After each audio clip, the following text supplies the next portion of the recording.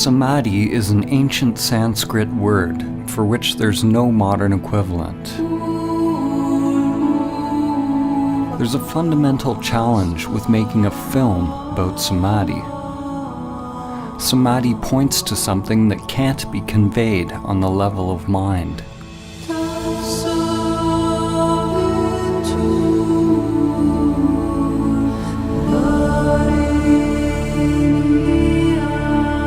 This film is simply the outer manifestation of my own inner journey.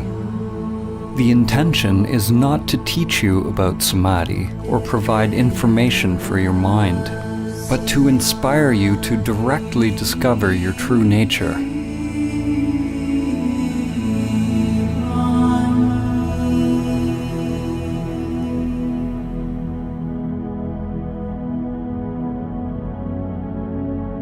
Samadhi is relevant now more than ever.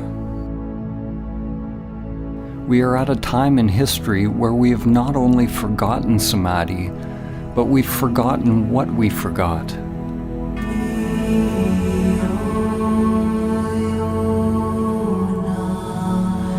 This forgetting is Maya, the illusion of the self.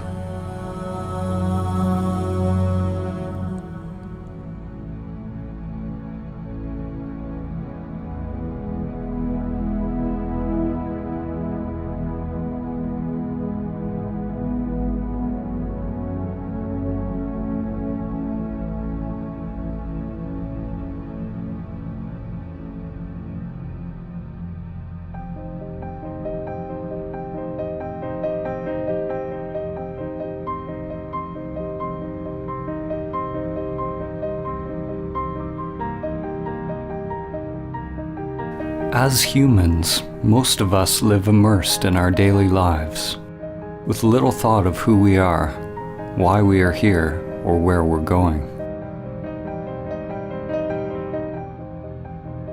Most of us have never realized the true self, the soul, or what the Buddha called anatta, that which is beyond name and form, beyond thinking. As a result, we believe we are these limited bodies. We live in fear, either conscious or unconscious, that the limited self-structure that we are identified with will die.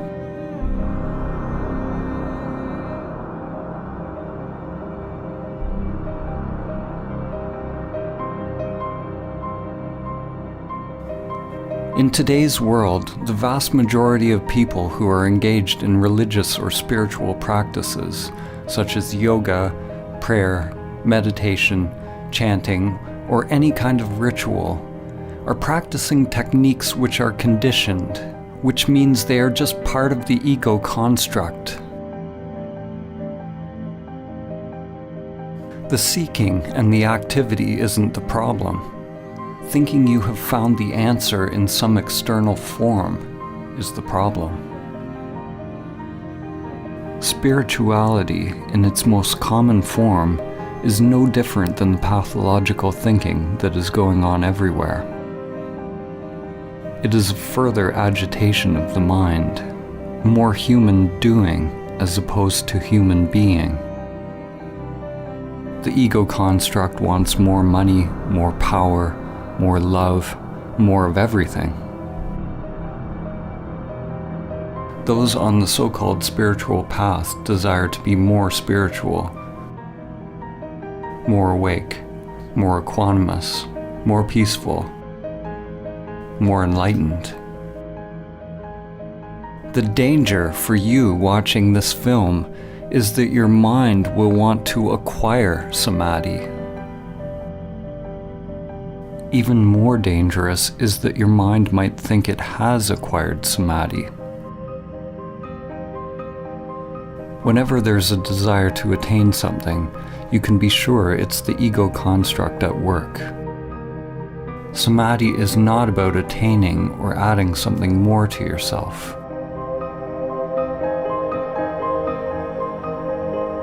To realize Samadhi is to learn to die before you die. Life and death are like yin and yang, an inseparable continuum, endlessly unfolding with no beginning and no end. When we push away death, we also push away life. When you experience the truth directly of who you are, there's no longer any fear of life or death. We're told who we are by our society and our culture. And at the same time, we're slaves to the deeper unconscious biological craving and aversion that governs our choices.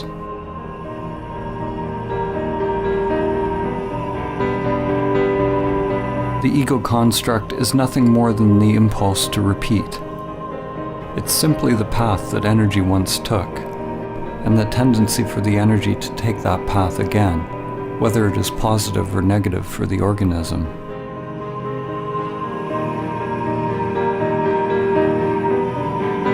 There are endless levels of memory or mind, spirals within spirals. When your consciousness identifies with this mind or ego construct, it ties you to social conditioning, which you could call the matrix. There are aspects of the ego that we can be conscious of, but it's the unconscious, the archaic wiring, the primal existential fears that are actually driving the whole machine.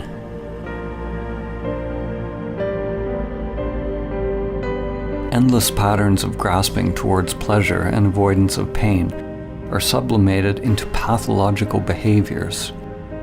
Our work, our relationships,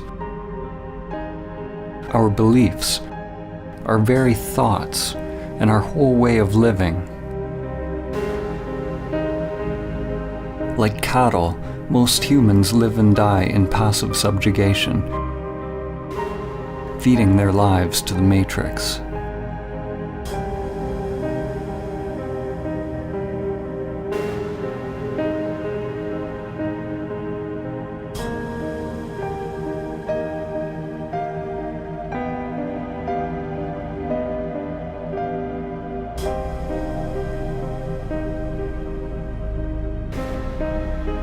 We live lives locked into narrow patterns, lives often filled with great suffering, and it never occurs to us that we can actually become free.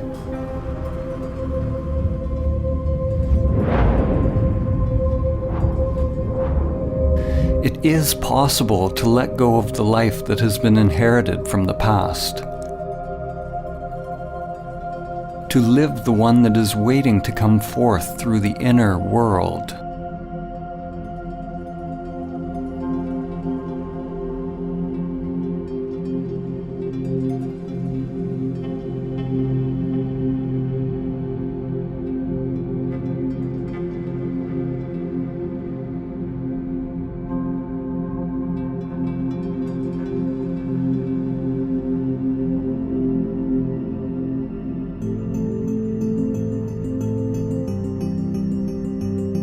We were all born into this world with biological conditioned structures, but without self-awareness. Often, when you look into a young child's eyes, there's no trace of self, only luminous emptiness. The person one grows into is a mask worn over consciousness. Shakespeare said, "All the world's a stage, and all the men and women merely players."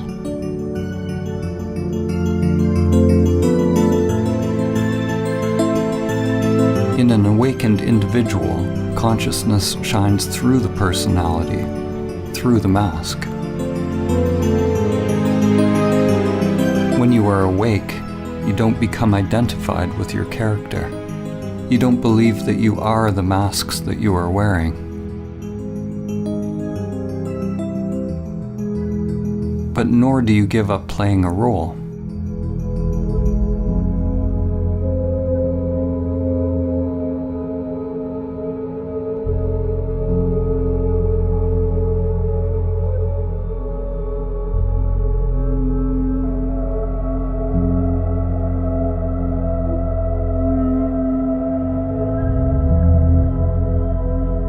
When we are identified with our character, our persona, this is Maya, the illusion of the self.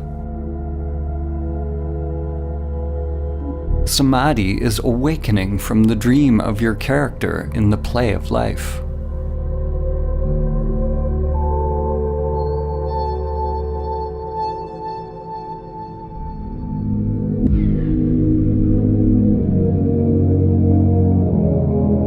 "2,400 years after Plato wrote the Republic, humanity is still making its way out of Plato's cave.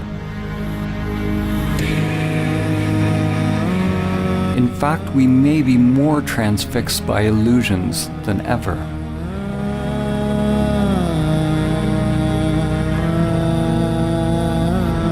Plato had Socrates describe a group of people who lived chained in a cave all their lives, facing a blank wall.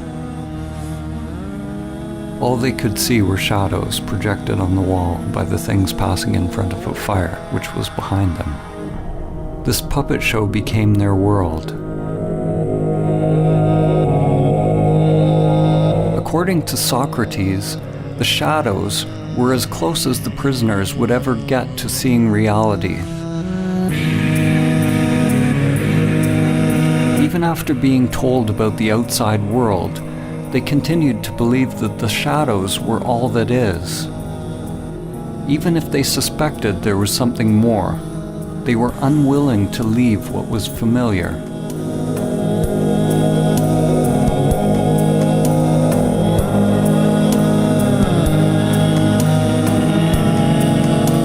Humanity today is like the people who have only seen the shadows on the cave wall. The shadows are analogous to our thoughts. The world of thinking is the only world that we know, but there is another world that's beyond thinking, beyond the dualistic mind. Are you willing to leave the cave? To leave all that you have known, to find out the truth of who you are?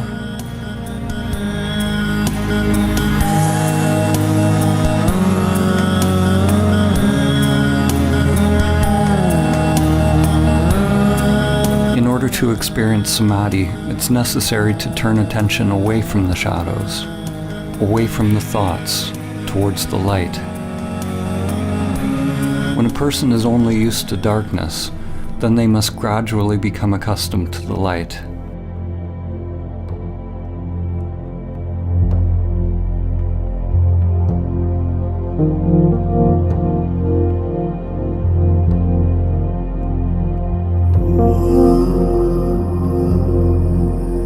Like acclimatizing to any new paradigm, it takes time and effort, and a willingness to explore the new, as well as shed the old.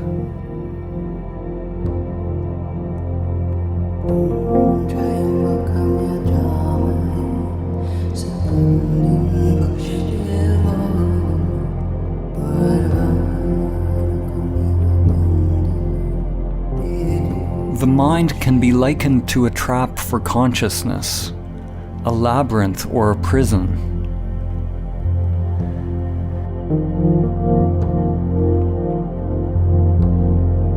It is not that you are in prison, you are the prison.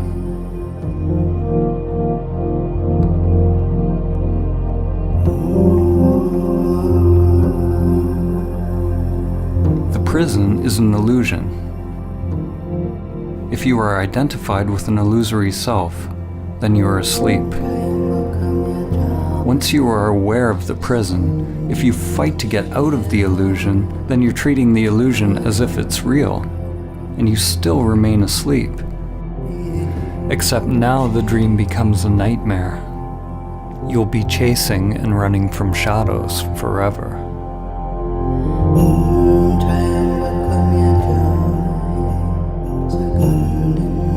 Samadhi is awakening from the dream of the separate self, or the egoic construct. Samadhi is awakening from identification with the prison that I call me.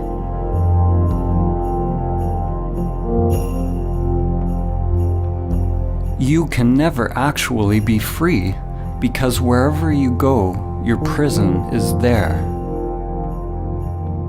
Awakening is not about getting rid of the mind or the matrix. On the contrary, when you're not identified with it, then you can experience the play of life more fully, enjoying the show as it is, without craving or fear. In the ancient teachings, this was called the divine game of Leela, the game of playing in duality.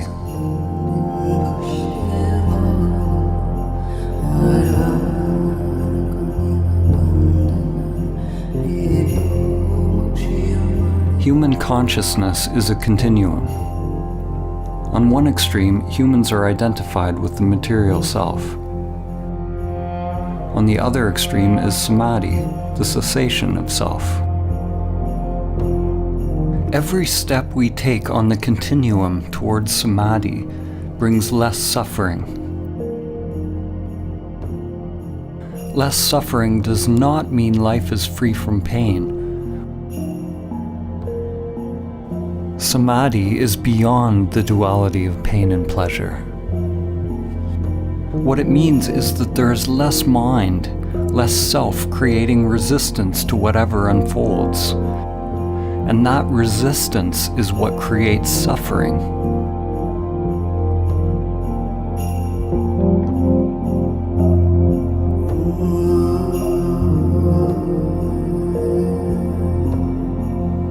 Realizing samadhi even once allows you to see what is at the other end of the continuum, to see that there is something other than the material world and self-interest.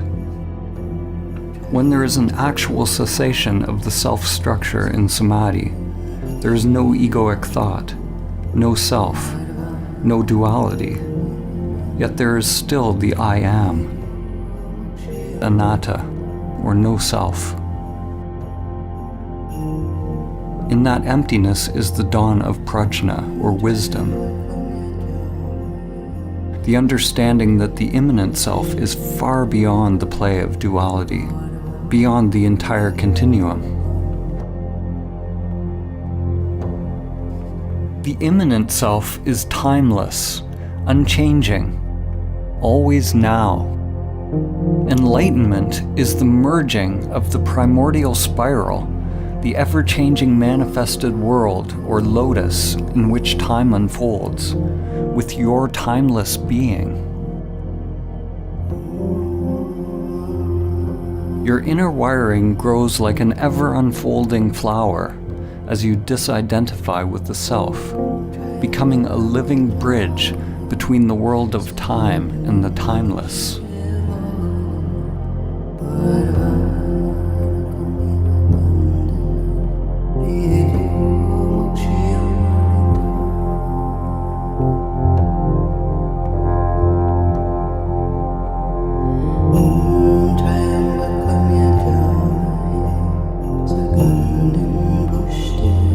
Merely realizing the immanent self is only the beginning of one's path. Most people will have to experience and lose samadhi countless times in meditation before they are able to integrate it into other facets of life. It's not unusual to have profound insights into the nature of your being during meditation or self-inquiry, only to find yourself once again falling back into old patterns, forgetting the truth of who you are.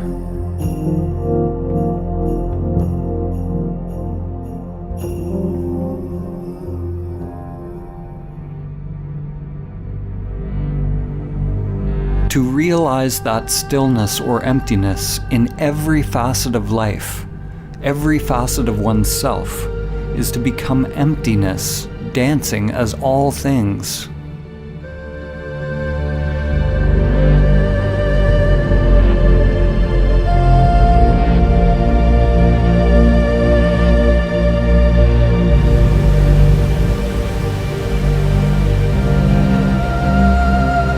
Stillness is not something separate from movement. It is not opposite to movement. In samadhi, stillness is recognized to be identical with movement. Form is identical to emptiness. This is nonsensical to the mind, because mind is the coming into being of duality.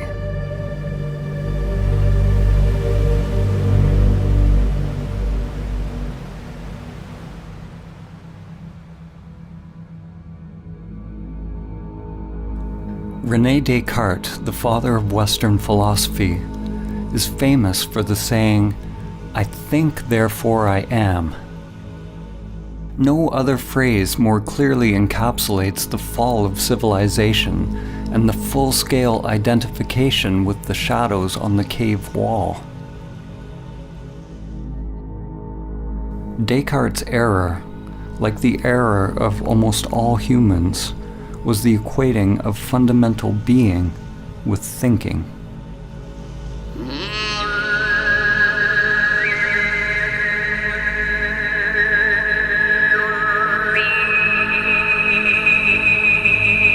At the beginning of his most famous treatise, Descartes wrote that almost everything can be called into doubt. He can doubt his senses and even his thoughts.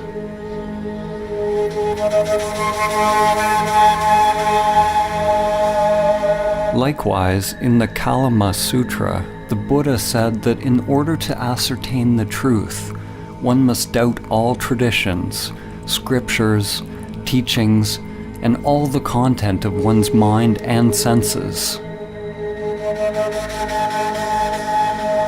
Both of these men started with great skepticism, but the difference was that Descartes stopped inquiring at the level of thinking, while the Buddha went deeper. He penetrated beyond the deepest levels of the mind.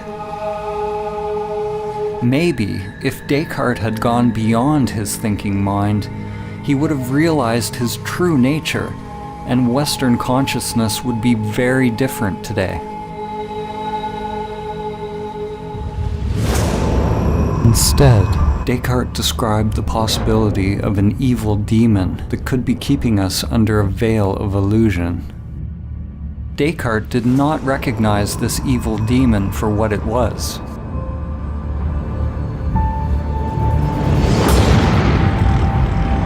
As in the movie The Matrix, we could all be hooked up to some elaborate program, feeding us an illusory dream world. In the movie, humans lived out their lives in the Matrix, while on another level they were merely batteries, feeding their life force to the machines, which used their energy for their own agenda.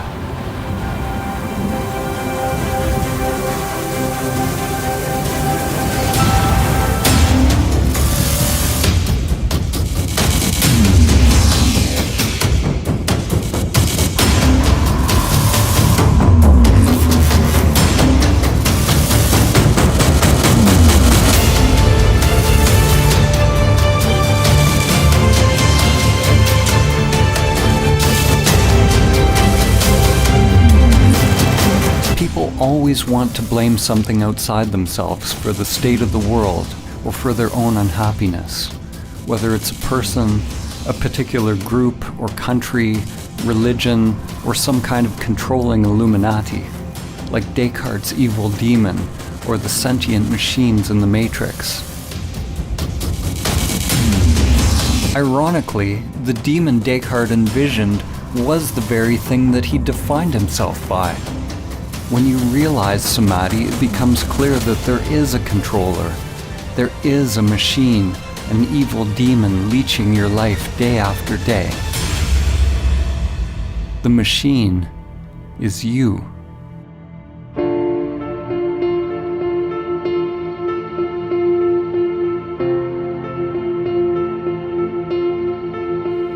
Your self-structure is made up of many little conditioned subprograms, or little bosses. One little boss that craves food, another craves money, another status, position, power, sex, intimacy. Another wants consciousness or attention from others. The desires are literally endless and can never be satisfied. We spend a lot of our time and energy decorating our prisons, succumbing to pressures to improve our masks and feeding these little bosses, making them more powerful.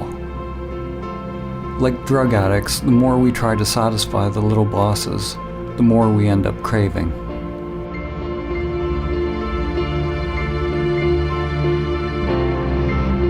The path to freedom is not self-improvement, or somehow satisfying the self's agenda, but it's a dropping of the self's agenda altogether.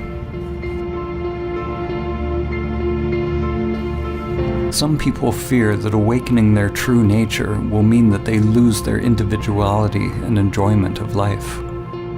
Actually, the opposite is true.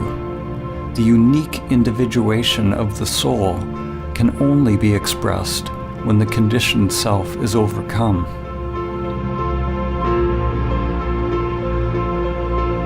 Because we remain asleep in the matrix, most of us never find out what the soul actually wants to express.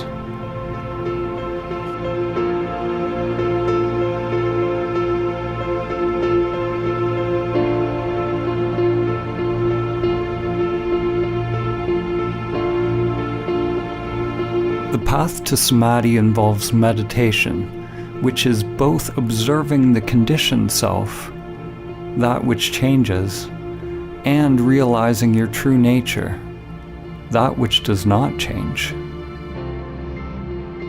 When you come to your still point, the source of your being, then you await further instructions without any insistence on how your outer world has to change. Not my will, but higher will be done.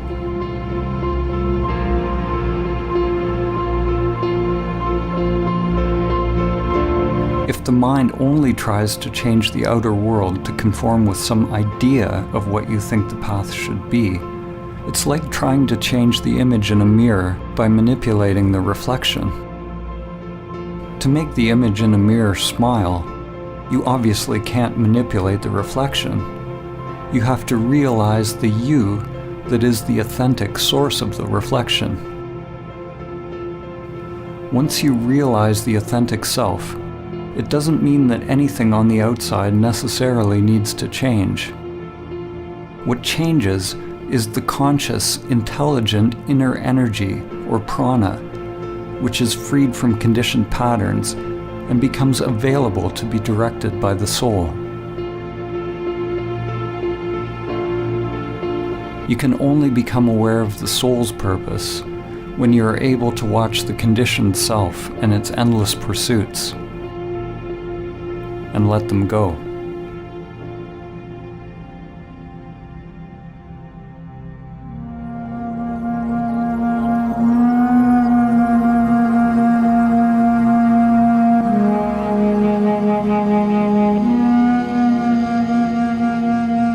In Greek mythology, it was said that the gods condemned Sisyphus to repeat a meaningless task for all eternity. His task was to endlessly push a boulder up a mountain, only to have it roll down again.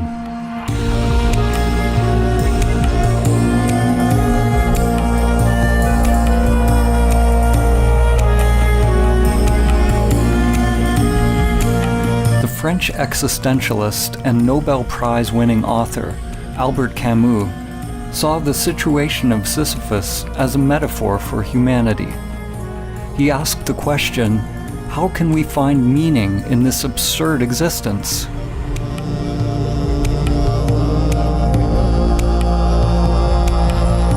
As humans, we are toiling endlessly, building for a tomorrow that never arrives. And then we die.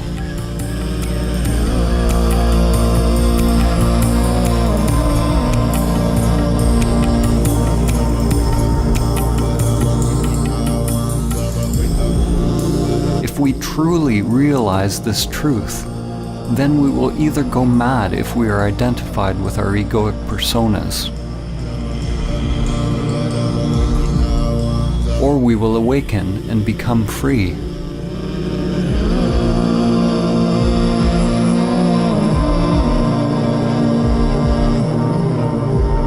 We can never succeed in the outer struggle because it's just a reflection of our inner world. The cosmic joke, the absurdity of the situation becomes clear when there's a complete and utter failure of the egoic self to awaken through its futile pursuits.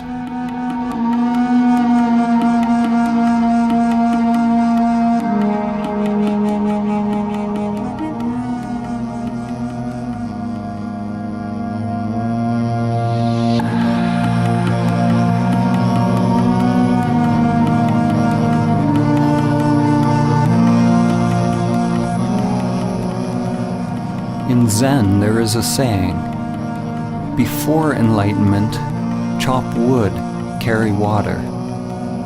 After enlightenment, chop wood, carry water.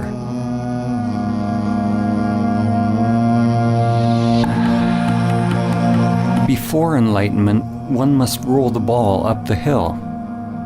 After enlightenment, one must also roll the ball up the hill. What has changed?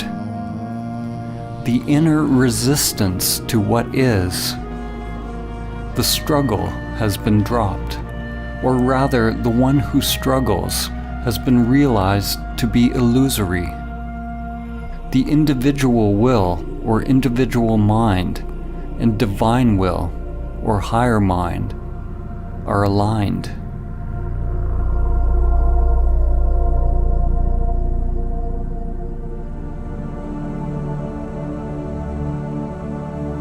Samadhi is ultimately a dropping of all inner resistance to all changing phenomena without exception. The one who is able to realize inner peace, irrespective of circumstance, has attained true Samadhi. You drop resistance not because you condone one thing or another, but so that your inner freedom is not contingent on the outer. It's important to note that when we accept reality as it is, it doesn't necessarily mean that we stop taking action in the world, or we become meditating pacifists. Actually, the opposite can be true. When we're free to act without being driven by unconscious motives, then it is possible to act in alignment with the Tao, with the full force of our inner energy behind us.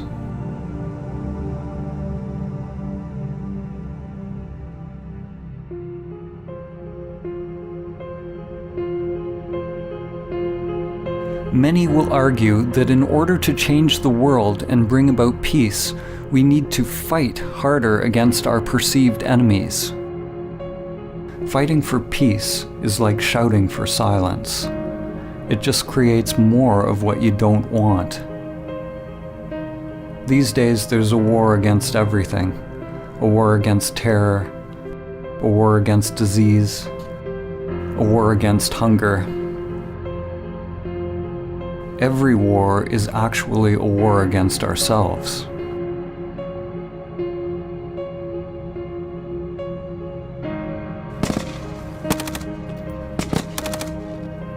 The fight is part of a collective delusion. We say that we want peace, but we continue to elect leaders who engage in war.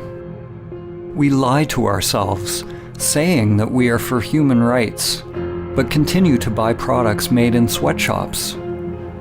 We say we want clean air, but we continue to pollute. We want science to cure us of cancer, but won't change our self-destructive habitual behaviors that make us more likely to be sick.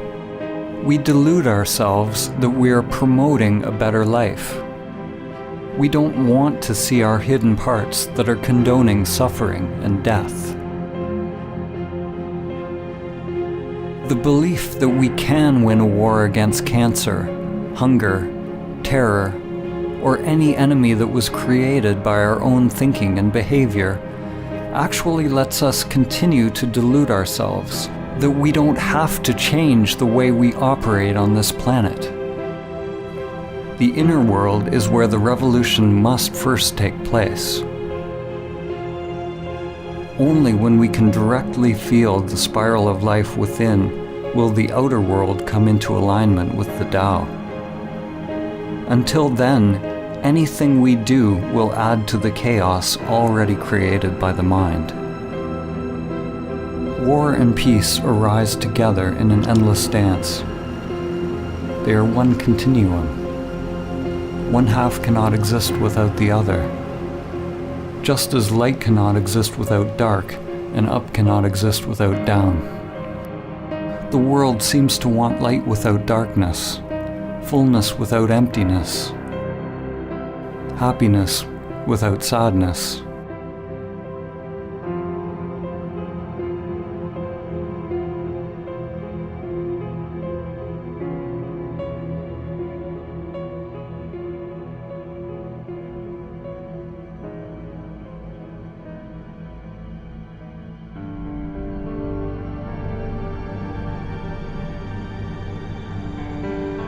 The more the mind gets involved, the more fragmented the world becomes. Every solution that comes from the egoic mind is driven by the idea that there is a problem, and the solution becomes an even greater problem than what it was trying to solve. What you resist persists.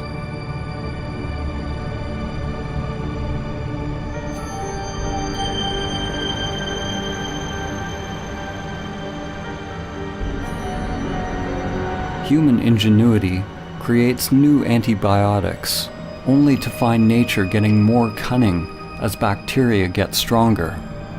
Despite our best efforts in the ongoing fight, the prevalence of cancer is actually increasing. The number of hungry people in the world steadily grows. The number of terrorist attacks worldwide continues to rise.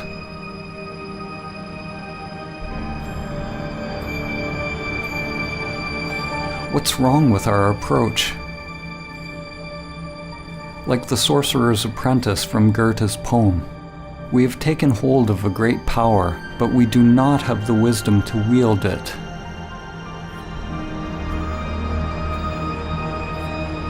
The problem is that we do not understand the tool that we are using. We do not understand the human mind and its proper role and purpose.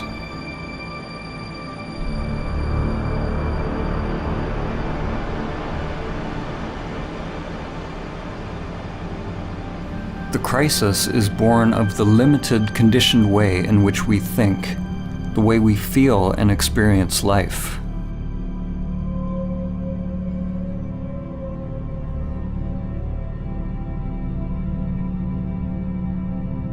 Our rationalism has robbed us of our ability to recognize and experience the wisdom of many ancient cultures. Our egoic thinking has robbed us of the ability to feel the depth and profound sacredness of life, the numinosity of life, and to realize entirely different levels of consciousness, which are now almost lost to humanity.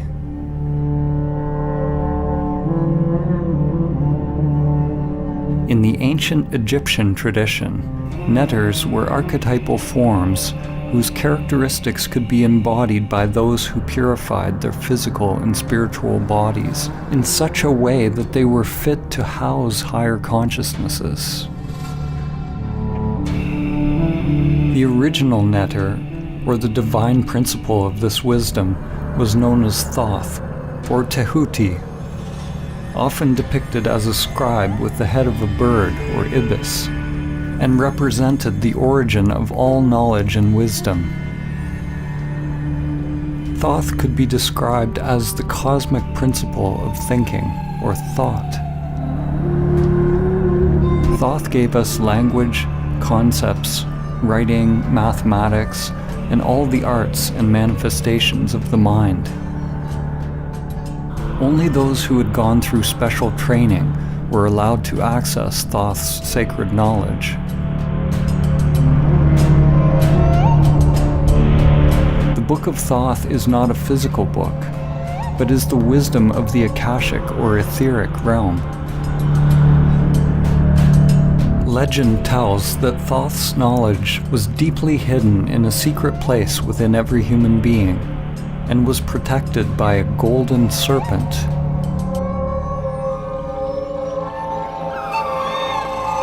The archetypal or perennial myth of the serpent or dragon guarding a treasure is one that permeates many cultures and has been called by names such as Kundalini Shakti, Chi, Holy Spirit, and inner energy.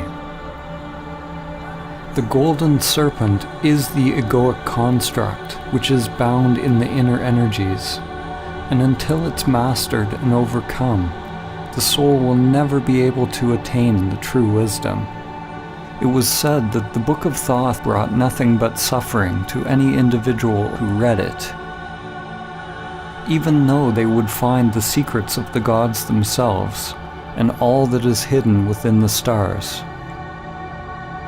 What must be understood is that the book brought suffering to any individual who read it, any ego that tried to control it. In the Egyptian tradition, awakened consciousness was represented by Osiris.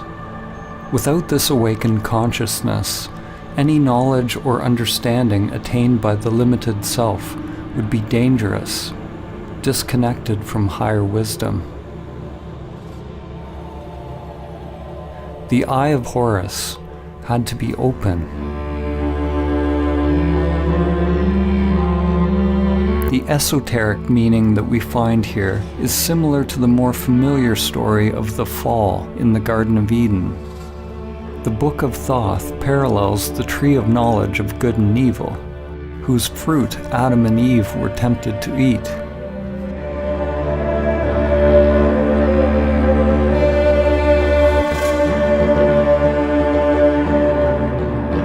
Humanity, of course, has already eaten the forbidden fruit, already opened the Book of Thoth, and has been cast out of the garden. The serpent is a metaphor for the primordial spiral that extends from the microcosm to the macrocosm. Today, the serpent is living as you. It is the egoic mind expressed as the manifested world. We have never before had access to so much knowledge. We've gone deep into the material world, even finding the so-called God particle. But we've never been more limited, more ignorant of who we are and how to live. And we do not understand the mechanism by which we create suffering.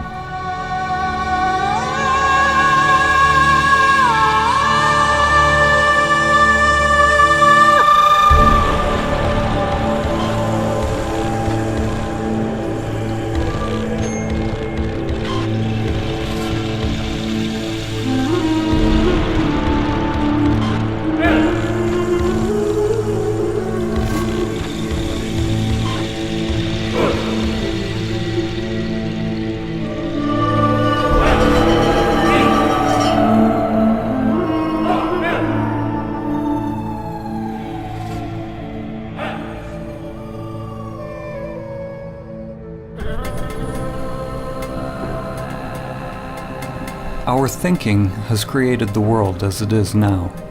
Whenever we label something as good or bad, or create a preference in our mind, it's due to the coming into being of egoic structures or self-interests. The solution is not to fight for peace or conquer nature, but to simply recognize the truth that the very existence of the ego structure creates duality, a split between self and other, mine and yours, man and nature, inner and outer. The ego is violence. It requires a barrier, a boundary from the other in order to be. Without the ego, there's no war against anything. There's no hubris. There's no overreaching nature to create profit. These external crises in our world reflect a serious inner crisis. We don't know who we are. We are completely identified with our egoic identities, consumed by fears, and are cut off from our true nature. Races, religions, countries, political affiliations, and any group that we belong to all reinforce our egoic identities. Almost every group that exists on the planet today wants to claim its perspective as true and correct, as we do on an individual level. By claiming the truth as its own, the group perpetuates its own existence, in the same way that an ego or self-structure defines itself against other. Now, more than ever, different realities and polarized belief systems are coexisting on Earth. It is possible for different people to experience completely different thoughts and emotional reactions to the very same external phenomena.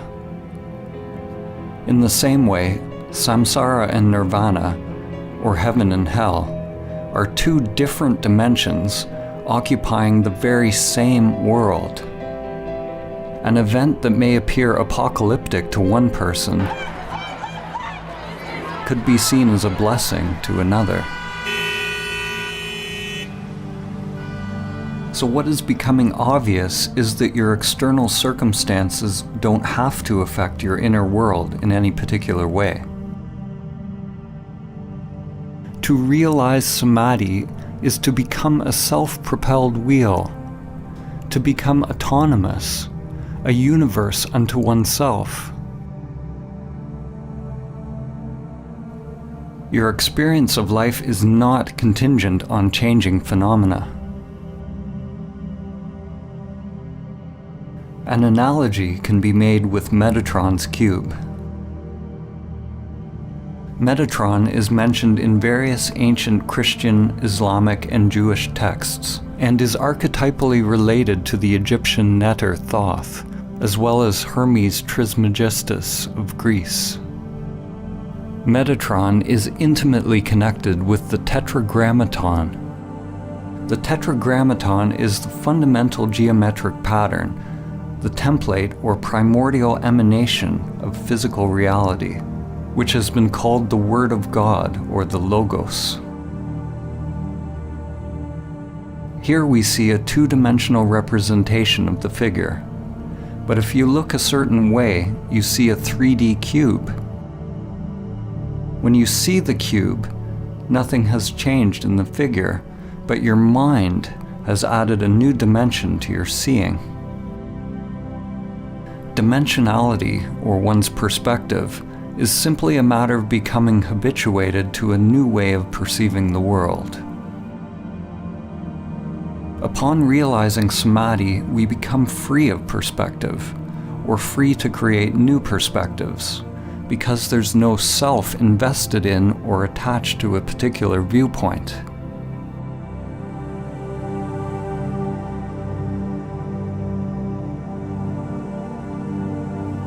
The greatest minds in human history have often pointed to levels of thought beyond the limited self-structure. Einstein said, "The true measure of a human being is determined primarily by the measure and sense in which he has attained liberation from the self." So it's not that thinking in the existence of the self is bad. Thinking is a wonderful tool when the mind is in service to the heart. In Vedanta, it is said that the mind makes a good servant, but a poor master.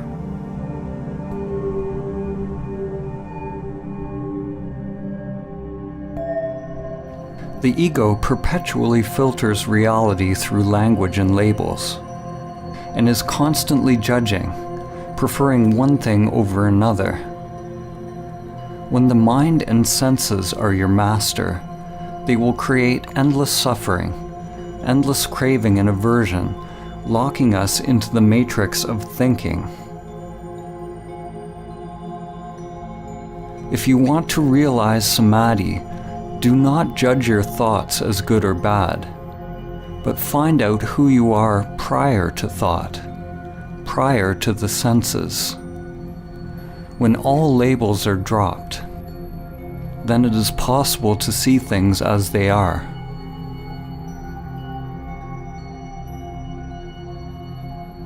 The moment a child is told what a bird is, if they believe what they're told, then they never see a bird again.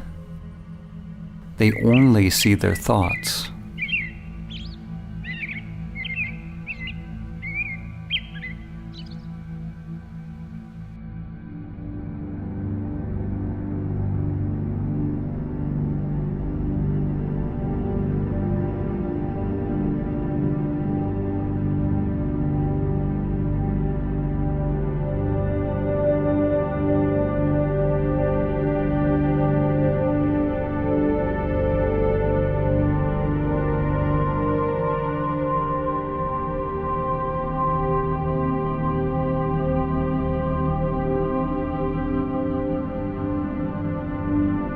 Most people think that they are free, conscious, and awake. But if you believe you are already awake, then why would you do the difficult work to attain what you believe you already have? Before it becomes possible to awaken, it is necessary to accept that you are asleep, living in the matrix. Examine your life honestly without lying to yourself. Are you able to stop your robotic, repetitive life patterns if you want to? Can you stop seeking pleasure and avoiding pain? Are you addicted to certain foods, activities, or pastimes?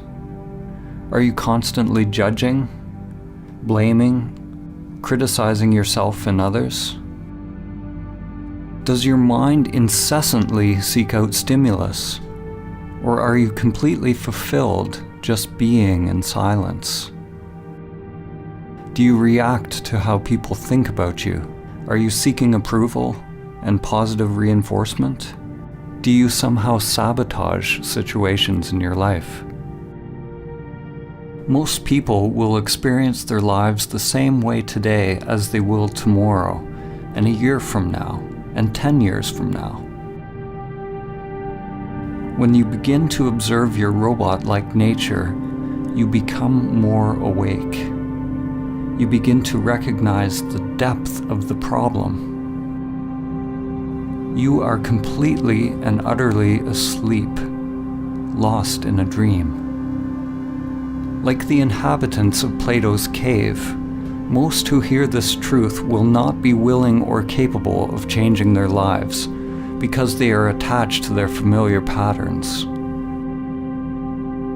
We go to great lengths justifying our patterns, burying our heads in the sand rather than facing the truth. We want our saviors, but we are not willing to get up on the cross ourselves. What are you willing to pay to be free? Realize that if you change your inner world, you must be prepared to change the outer life. Your old structure and your old identity must become the dead soil out of which new growth comes.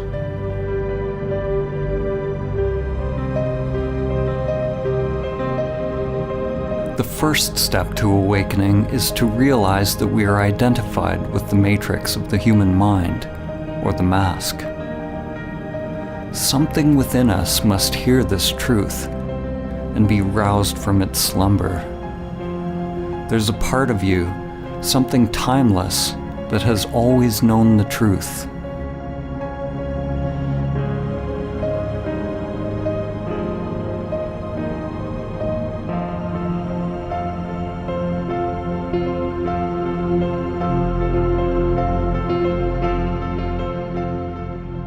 The matrix of the mind distracts us, entertains us, keeps us endlessly doing, consuming, grasping, in a cycle of craving and aversion with constantly changing forms, keeping us from the flowering of our consciousness, our evolutionary birthright, which is samadhi. Pathological thinking is what passes for normal life.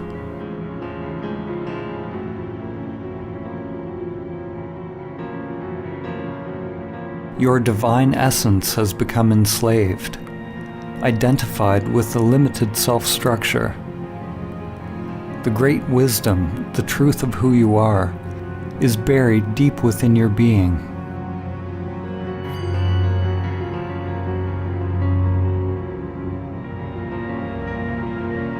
J. Krishnamurti said, "It is no measure of one's health to be well adjusted to a profoundly sick society."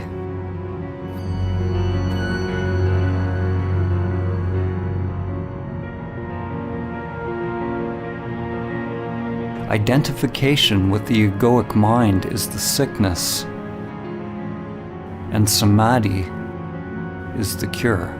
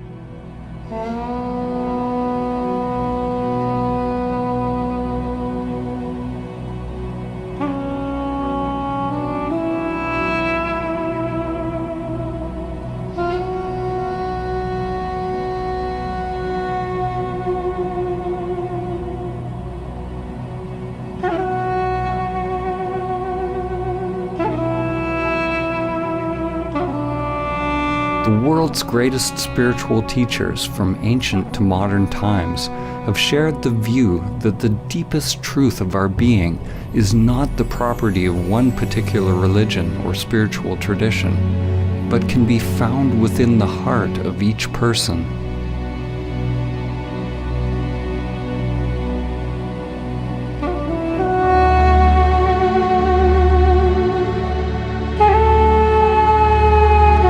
Poet Rumi said, "Where is that moon that never rises or sets? Where is that soul that is neither with nor without us? Don't say it is here or there. All creation is that, but for the eyes that can see."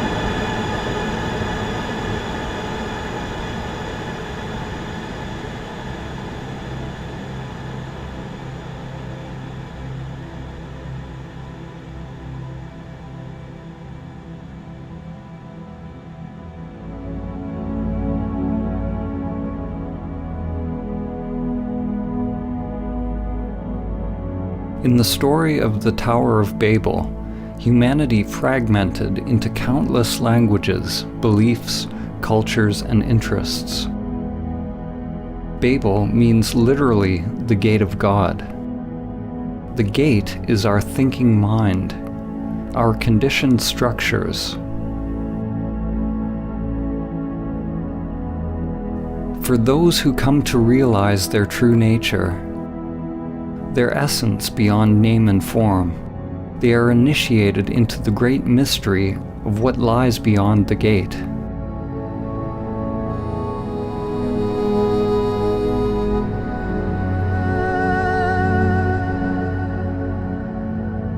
An ancient parable, the elephant parable, has been used to describe how various traditions are actually all pointing to one great truth. A group of blind people are each touching a different part of an elephant, getting a certain impression of what an elephant is. The person standing at the elephant's leg describes the elephant as being like a tree. The person at the tail says the elephant is like a rope. The elephant is like a spear, says the one standing at the tusk. If one touches the ear, it seems the elephant is like a fan. The person touching the side is adamant that the elephant is like a wall. The problem is, we touch our piece of the elephant, and we believe our experience is the only truth. We don't acknowledge or appreciate that each person's experience is a different facet of the same animal.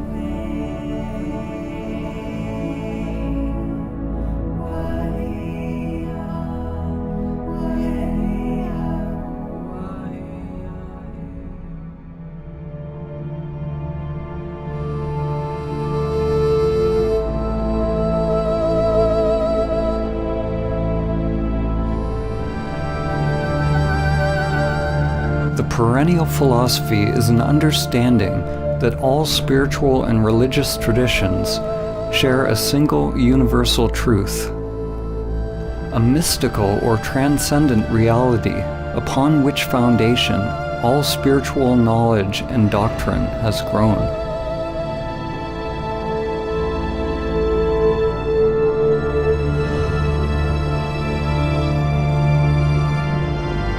Swami Vivekananda summed up the perennial teaching when he said, "The end of all religions is the realizing of God in the soul. That is the one universal religion." In this film, when we use the word God, it is simply a metaphor for the transcendent, pointing to the great mystery beyond the limited egoic mind. To realize one's true self or immanent self is to realize one's divine nature. Every soul has the potential to manifest a new higher level of consciousness, to awaken from its slumber and its identification with form.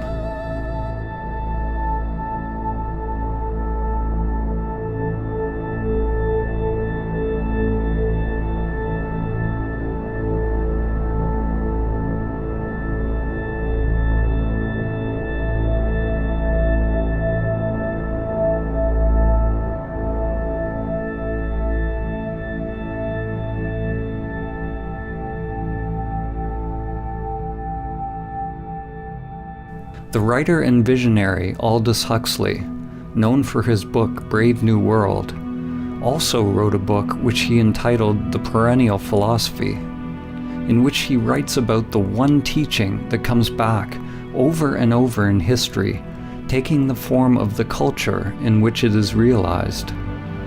He writes, "The perennial philosophy is expressed most succinctly in the Sanskrit formula, Tat Tvam Asi, that thou art. The Atman, or immanent eternal self, is one with Brahman, the absolute principle of all existence. And the last end of every human being is to discover the fact for himself, to find out who he or she really is."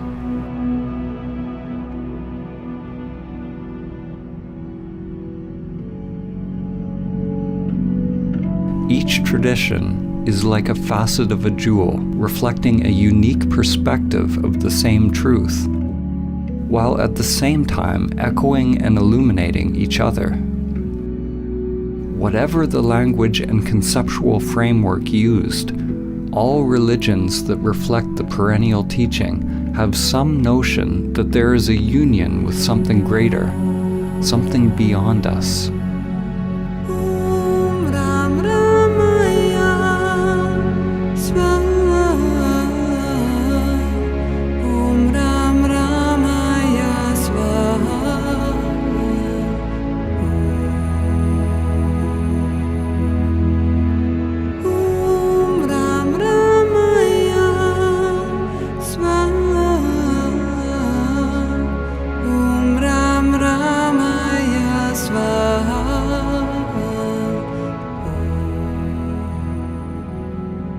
It is possible to learn from and integrate the teachings from one or many sources without identifying a sense of self with them. It is said that all true spiritual teachings are simply fingers pointing to the transcendent truth. If we hold on to the dogma, the teaching, for comfort, we will be stunted in our spiritual evolution. To realize truth beyond any concept is letting go of all clinging and attachment. Letting go of all religious concepts.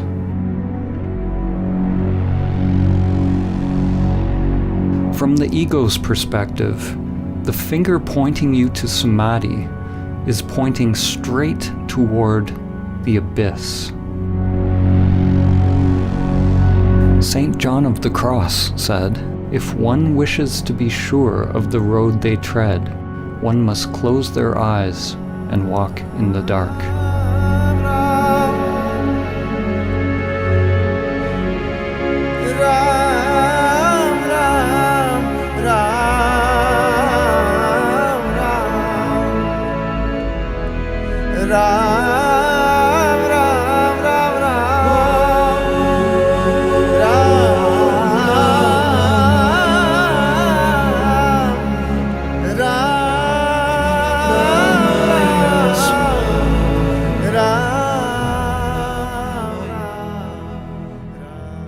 Samadhi begins with a leap into the unknown.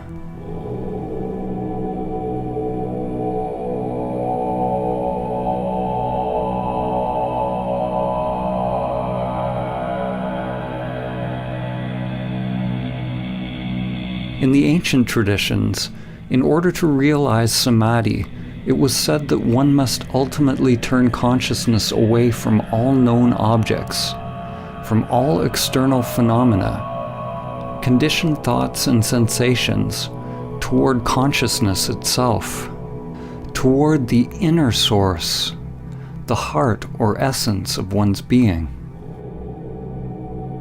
In this film, when we use the word samadhi, we are pointing to the transcendent, to the highest samadhi, which has been named Nirvikalpa Samadhi.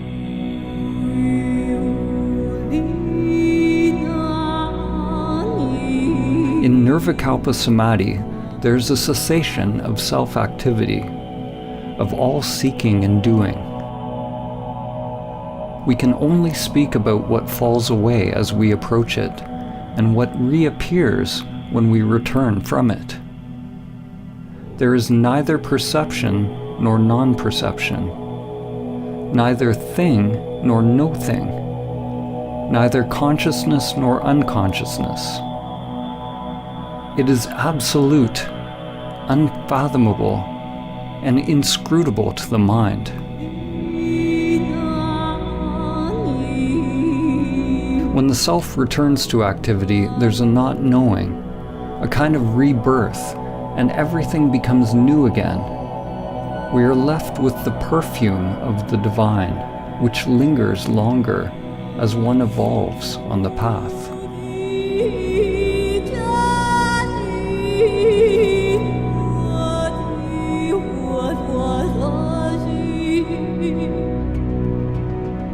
There are numerous types of samadhi described in the ancient traditions, and language has created much confusion over the years.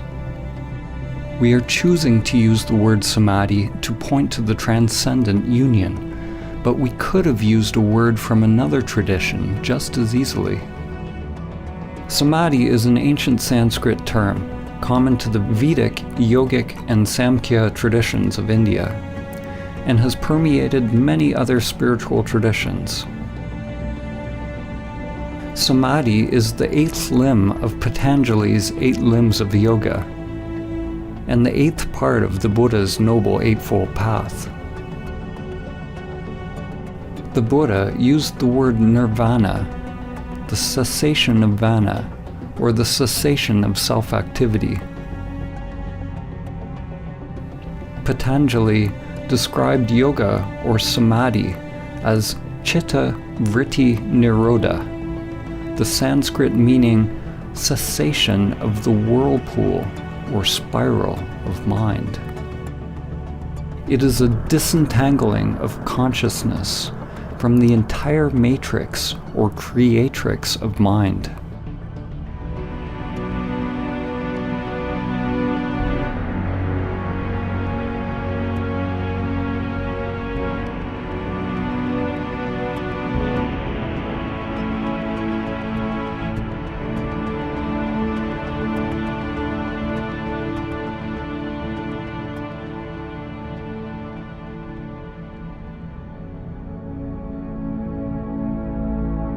Samadhi does not signify any concept, because to realize it requires a dropping of the conceptual mind.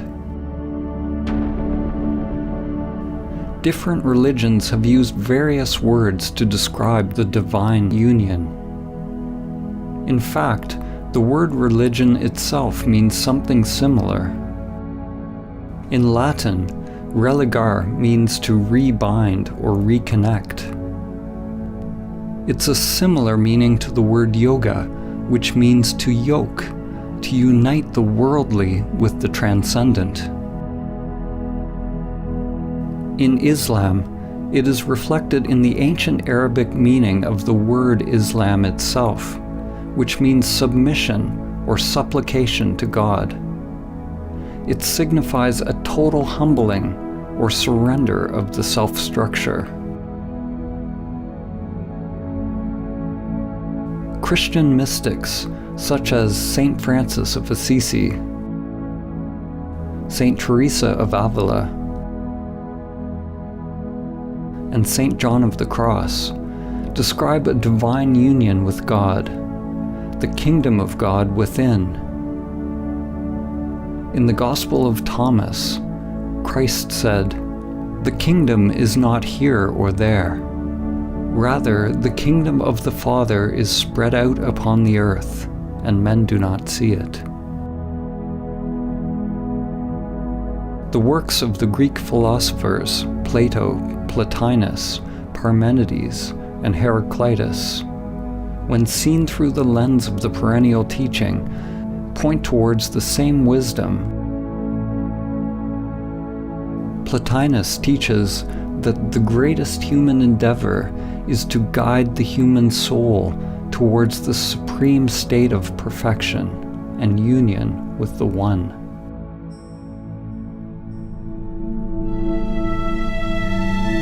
The Lakota medicine and holy man, Black Elk, said, "The first peace, which is the most important, is that which comes within the souls of men when they realize their relationship, their oneness with the universe and all its powers, and when they realize that at the center of the universe dwells Great Spirit, and that this center is really everywhere. It is within each of us."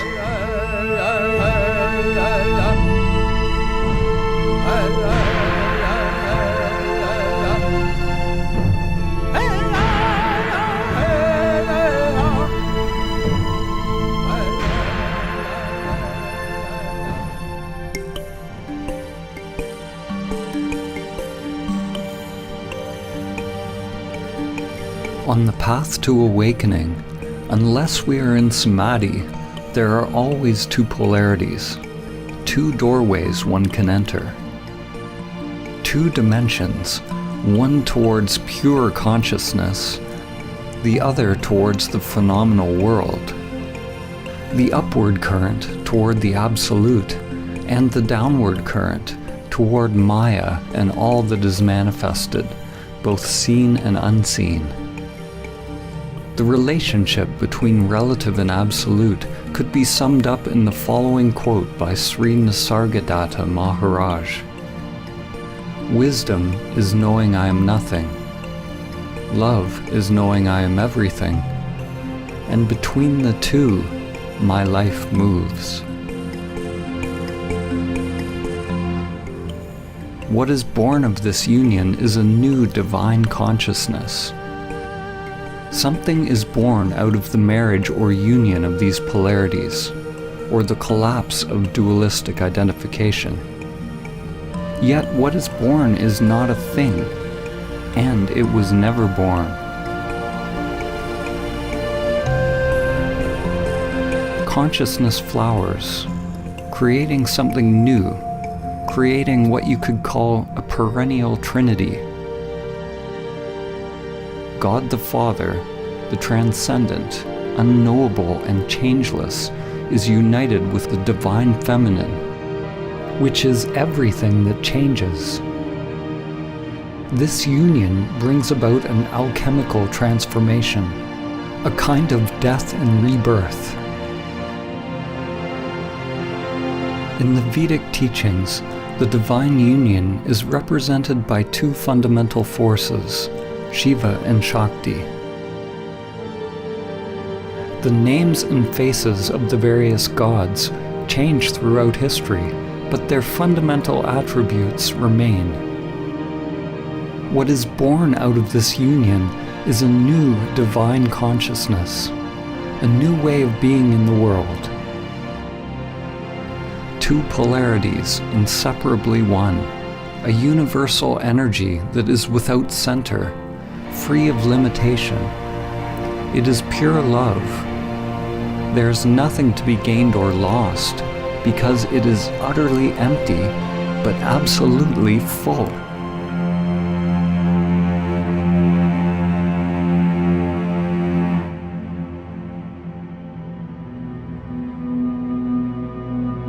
Whether it is the mystery schools of Mesopotamia, the spiritual traditions of the Babylonians and Assyrians, religions of ancient Egypt, Nubian and Kemetic cultures of ancient Africa, the shamanic and native traditions around the world, the mysticism of ancient Greece, the Gnostics, the non-dualists, the Buddhists, the Taoists, Jews, Zoroastrians, Jains, Muslims, or Christians, one finds that their common link is their highest spiritual insights have allowed their adherents to realize samadhi.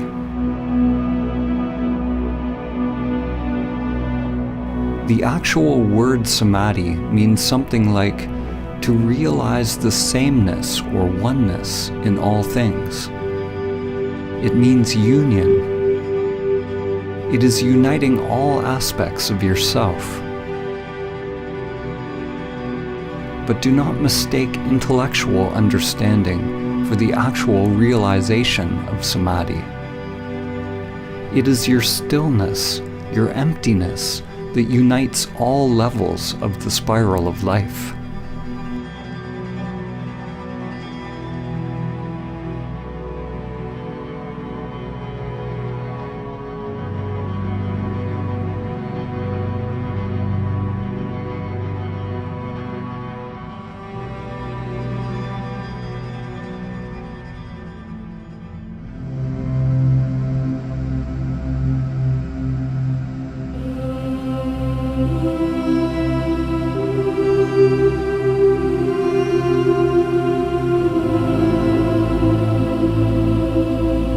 It is through the ancient teaching of samadhi that humanity can begin to understand the common source of all religions and come into alignment once again with the spiral of life, Great Spirit, Dhamma, or the Tao. The spiral is the bridge that extends from the microcosm to the macrocosm. From your DNA to the inner lotus of energy that extends through the chakras, to the spiral arms of galaxies. Every level of soul is expressed through the spiral as ever-evolving branches, living, exploring. True samadhi is realizing the emptiness of all levels of self, all sheaths of the soul. The spiral is the endless play of duality and the cycle of life and death. At times, we forget our connection to the source.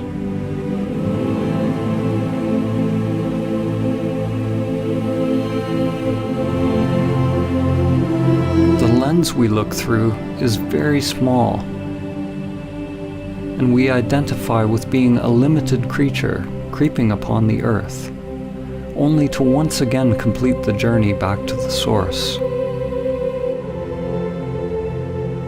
to the center that is everywhere.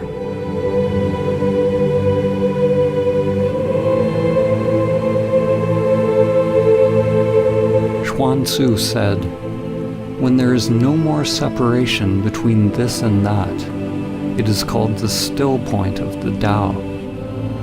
At the still point, in the center of the spiral, one can see the infinite in all things.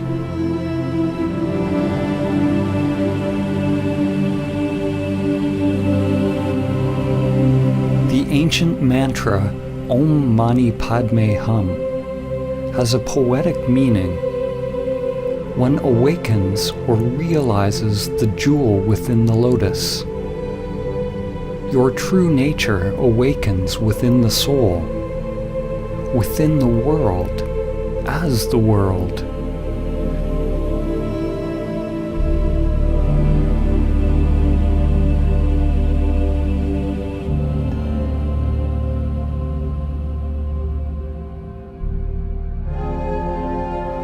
Using the Hermetic principle, as above, so below, as below, so above, we can use analogies to begin to understand the relationship between mind and stillness, relative and absolute.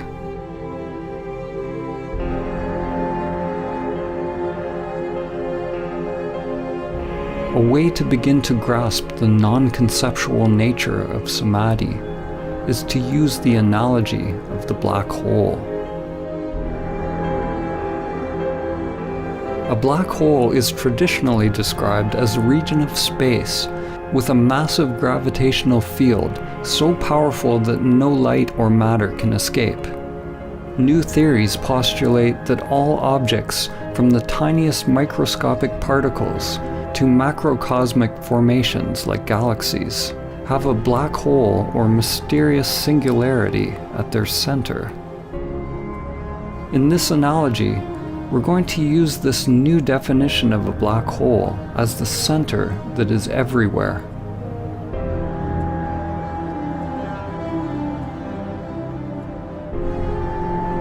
In Zen, there are many poems and koans that bring us face to face with the gateless gate. One must pass the gateless gate to realize samadhi. An event horizon is a boundary in space-time beyond which events cannot affect an outside observer, which means that whatever is happening beyond the event horizon is unknowable to you. You could say that the event horizon of a black hole is analogous to the gateless gate. It is the threshold between the self and no self. There is no me that passes the event horizon. In the center of a black hole is the one-dimensional singularity containing the mass of billions of suns in an unimaginably small space, effectively an infinite mass, literally a universe in something infinitesimally smaller than a grain of sand. The singularity is something unfathomable, beyond time and space. According to physics, movement is impossible. The existence of things is impossible. Whatever it is, it does not belong to the world of perception. Yet it cannot be described as merely stillness. It is beyond stillness and movement. When you realize the center that is everywhere and nowhere, duality breaks down. Form and emptiness, time and the timeless. One could call it a dynamic stillness or a pregnant emptiness within the center of absolute darkness. The Taoist teacher Lao Tzu said, "Darkness within darkness, the gateway to all understanding."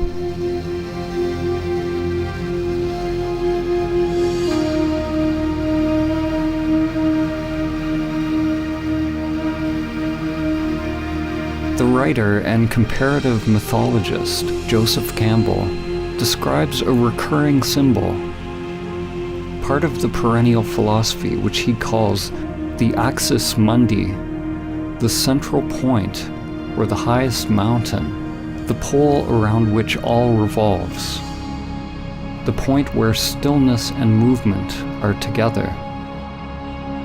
From this center, a mighty flowering tree is realized, a Bodhi tree that joins all worlds.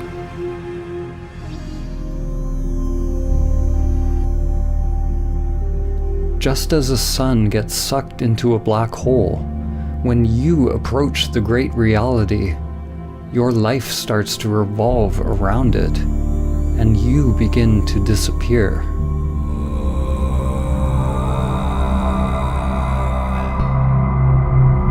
As you approach the immanent self, it can be terrifying to the ego structure. The guardians of the gate are there to test those on their journey. One must be willing to face one's greatest fears, and at the same time accept one's inherent power, to bring light to the unconscious terrors and the hidden beauty within. If your mind is not moved, if there's no self reacting, then all phenomena produced by the unconscious arises and passes away.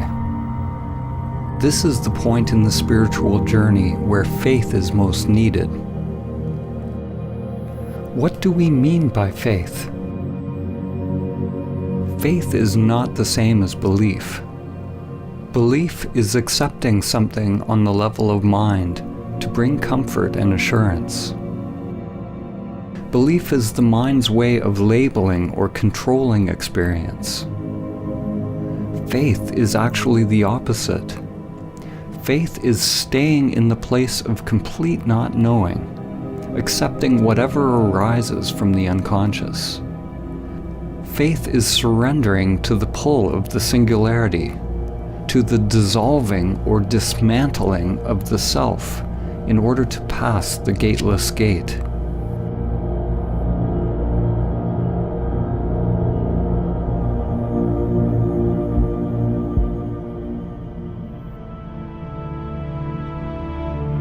The evolution and structure of a galaxy is closely tied to the scale of its black hole, just as your evolution is tied to the presence of the immanent self, the singularity that is your true nature. We can't see the black hole, but we can know about it by the way things move around it, by how it interacts with physical reality. In the same way, we cannot see our true nature.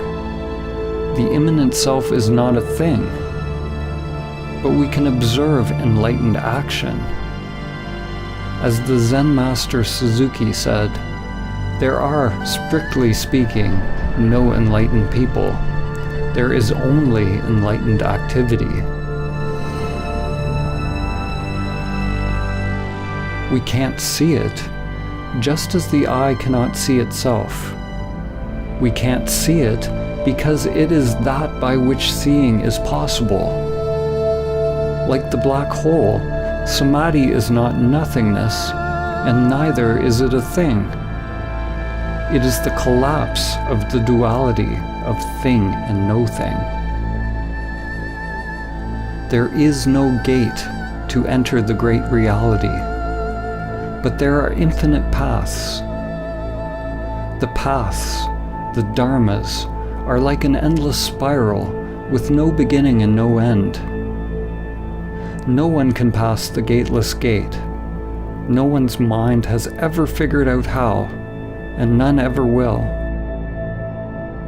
No one can pass the gateless gate, so be no one.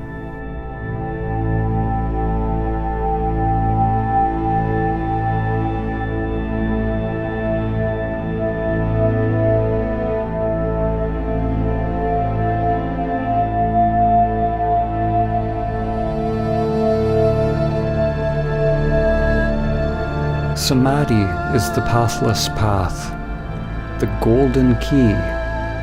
It is the end of our identification with the self-structures that separate our inner and outer worlds.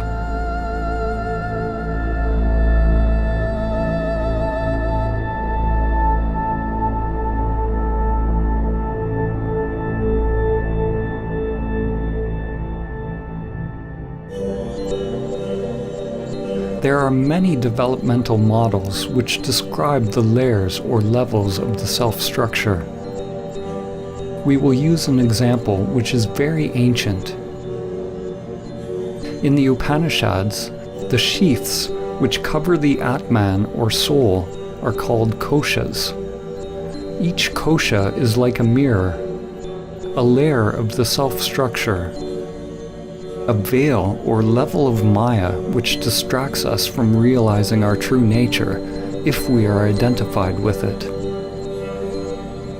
Most people see the reflections and believe that that is who they are. One mirror reflects the animal layer, the physical body. Another mirror reflects your mind, your thoughts, your instincts and perceptions.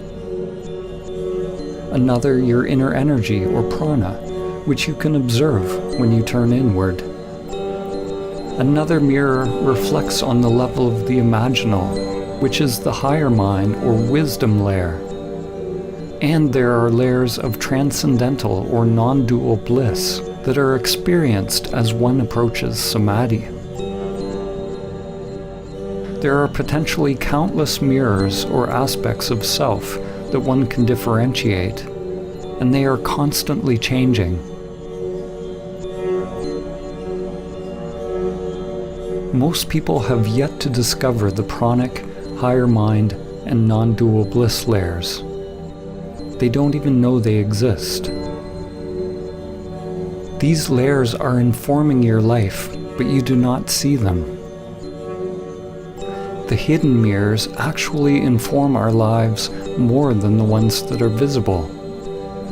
They are unseen because for most people they are not fully illuminated by consciousness. Like Indra's net of jewels, the mirrors all reflect each other, and the reflections reflect every other reflection infinitely. A change on one level simultaneously affects all levels. Some of these mirrors may be left in the shadows, unless we are fortunate enough to have a competent guide to help us shine light upon them. The truth is, we don't know what we don't know. Now, imagine that you shatter all the mirrors. There's nothing reflecting you back to yourself. Where are you? When the mind becomes still, the mirrors cease to reflect.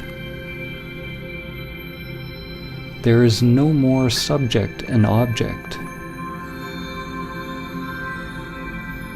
But do not mistake the primordial state for nothingness or oblivion. The immanent self is not something, but neither is it nothing.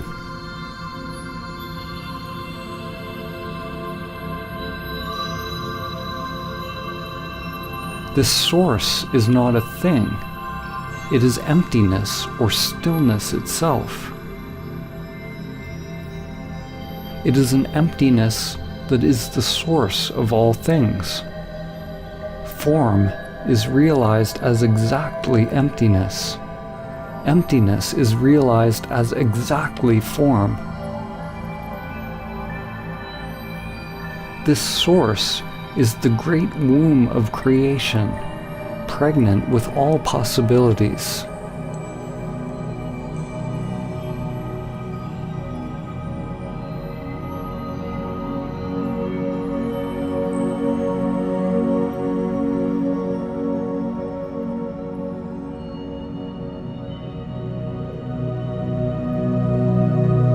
Samadhi is the awakening of impersonal consciousness. Just as when you are having a dream, upon awakening you realize that everything in the dream was just in your mind. Upon realizing Samadhi, it is realized that everything in this world is happening within levels upon levels of energy and consciousness. It is all mirrors within mirrors, dreams within dreams. The you that you think you are is both the dream and the dreamer.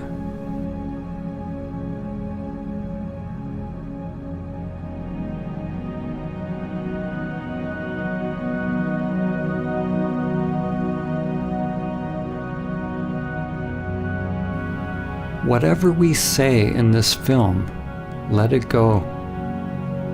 Don't capture it with the mind. The soul is dreaming the dream of you. The dream is everything that is changing, but it is possible to realize the changeless.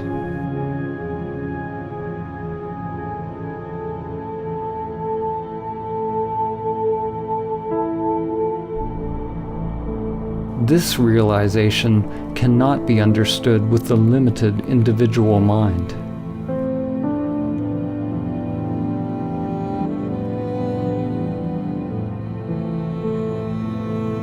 When we return from Nirvikalpa Samadhi, the mirrors begin to reflect again, and it is realized that the world you now think you are living in is actually you. Not the limited you, which is only a temporary reflection, but you are aware of your true nature as the source of all that is. This dawning of higher wisdom, the embryo, prajna, or gnosis, is what is born out of Samadhi. According to the book of Job, Hokmah, or wisdom, comes from nothingness. This point of wisdom is both infinitely small and yet encompasses the whole of being, but it remains incomprehensible until it is given shape and form in the palace of mirrors, called Bina, the womb carved out by higher wisdom, which gives shape to the embryonic spirit of God. Bashmaya Ned Kadashmak Tiete Malkutak Dewe Taveanak Aikanat Bashmaya of Bona.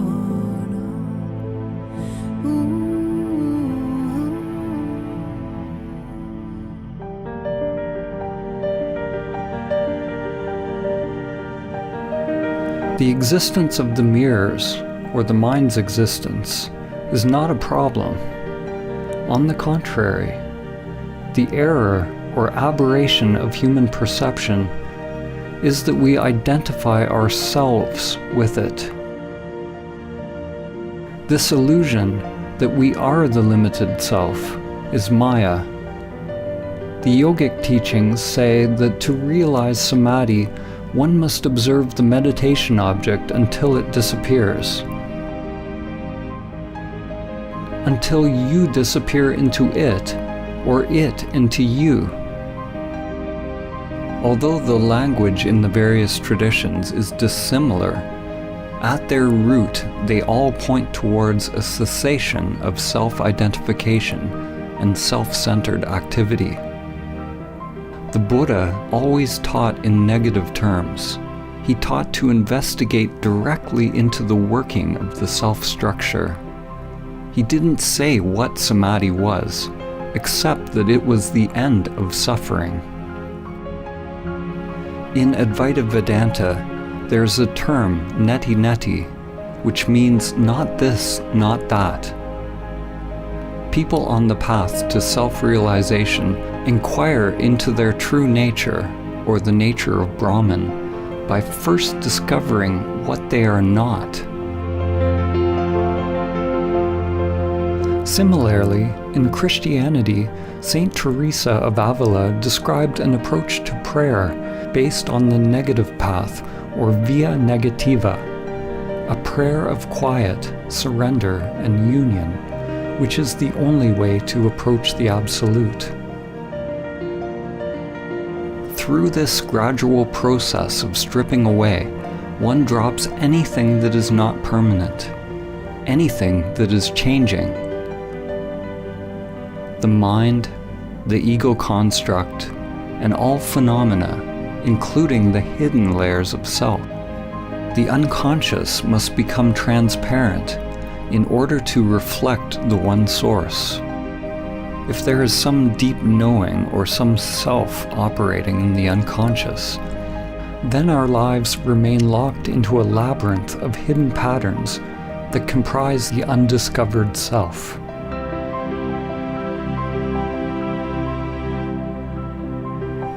When all layers of self are revealed as empty, then one becomes free from the self, free from all concepts.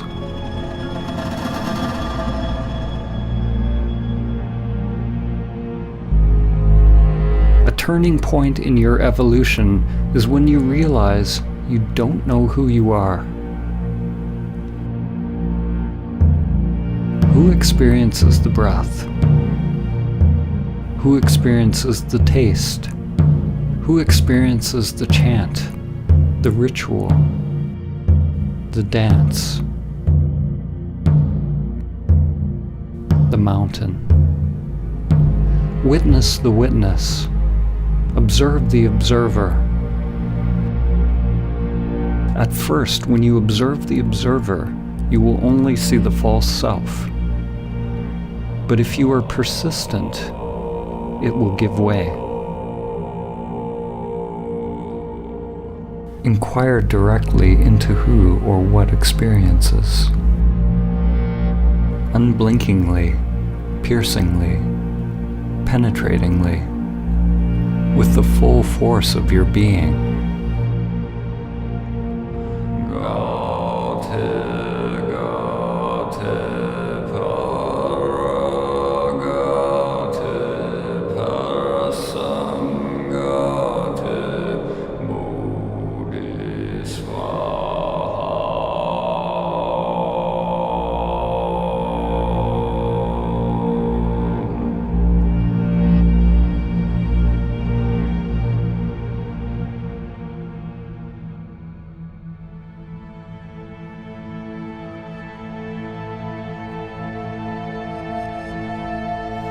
There is no self that awakens.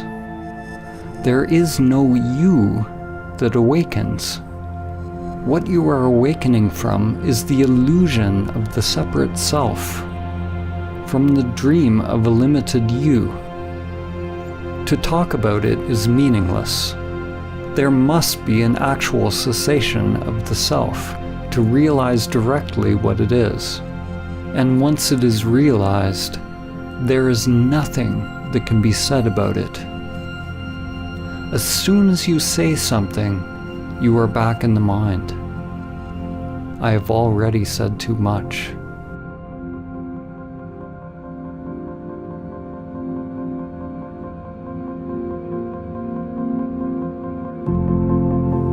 We normally have 3 states of consciousness: waking, dreaming, and deep sleep. Samadhi is sometimes referred to as the 4th state, the ground state of consciousness, a primordial awakeness that can become present continuously and in parallel with the other consciousness states.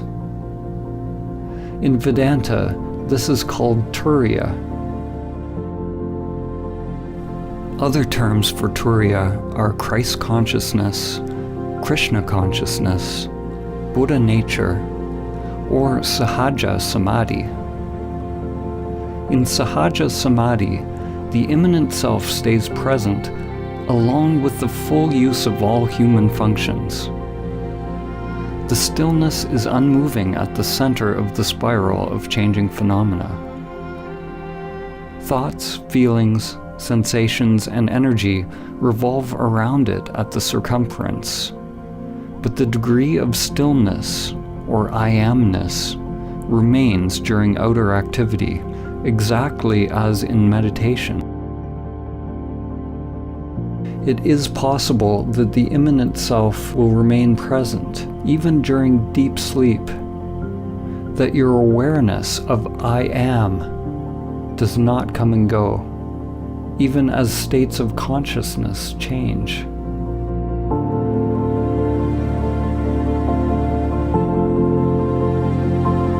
This is yogic sleep. In the Song of Songs, or the Song of Solomon from the Hebrew Bible or Old Testament, it reads, "I sleep, but my heart waketh." This realization of the eternal, impersonal consciousness is reflected in the words of Christ when he said, "Before Abraham was, I am."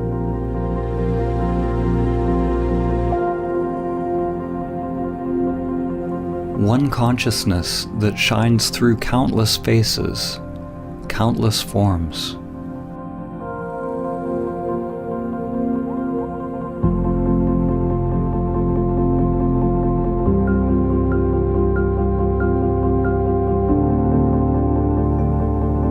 At first, it's like a fragile flame born out of the polarities within you.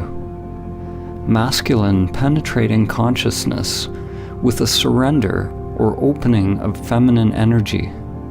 It is delicate and easily lost, and one must take great care to protect it and keep it alive until it is mature.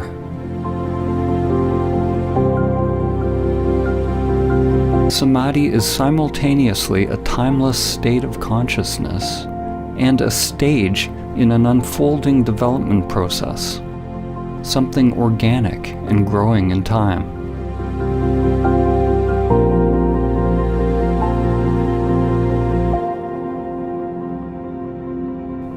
As one spends more and more time in Samadhi, in the now, in the timeless, one takes more and more direction from the heart, the soul or Atman, and less from the conditioned structure.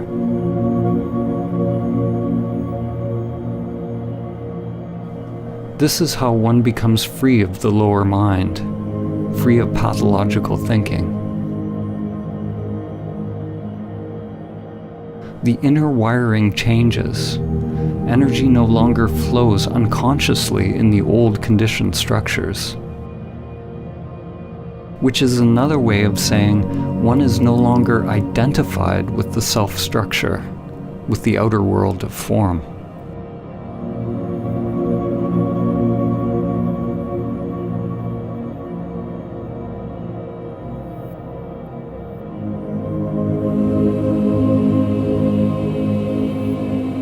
To To realize samadhi requires an effort so great that it becomes a total surrender of oneself, and a surrender so encompassing that it is a complete effort of one's being, all of one's energy.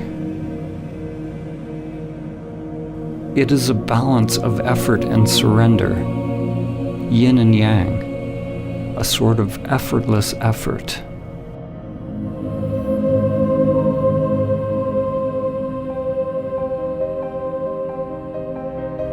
The Indian mystic and yogi Paramahamsa Ramakrishna said, "Do not seek illumination unless you seek it as one whose hair is on fire seeks a pond.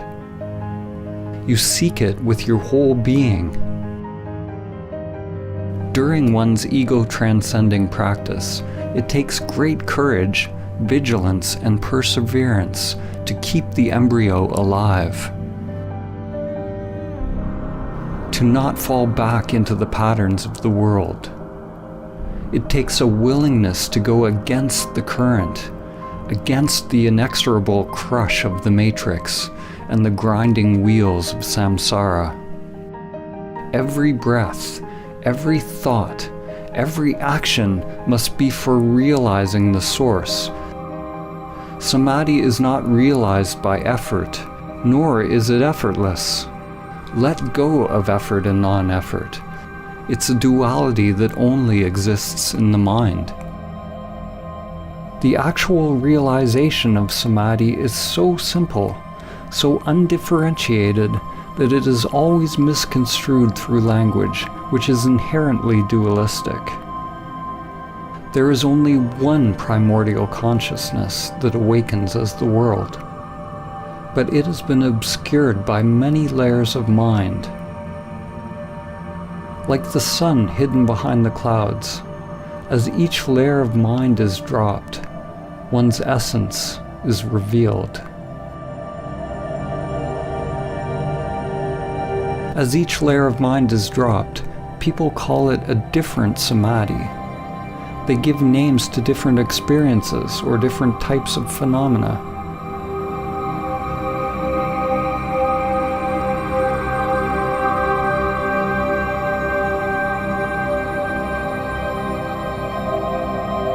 But samadhi is so simple that when you are told what it is and how to realize it, your mind will always miss it.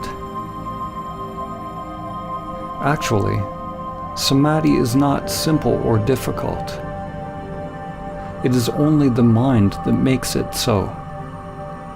When there is no mind, there is no problem, because the mind is what needs to stop before it is realized. It is not a happening at all.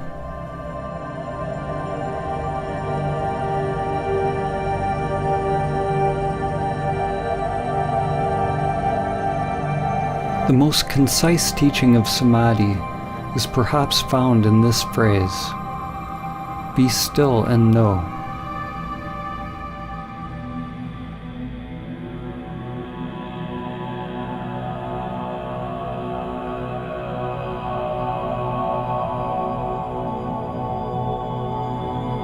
How can we use words and images to convey stillness? How can we convey silence by making noise?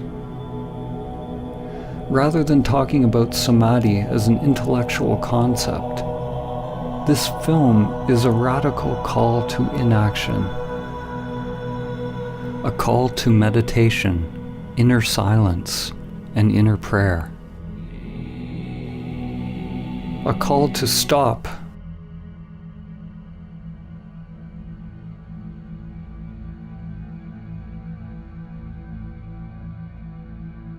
Stop everything that is driven by the pathological, egoic mind. Be still and know.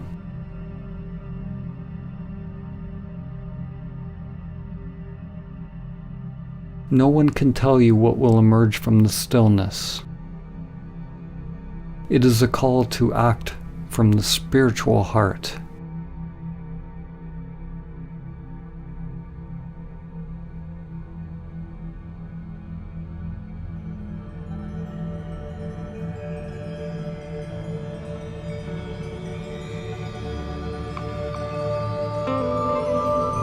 It's like remembering something ancient.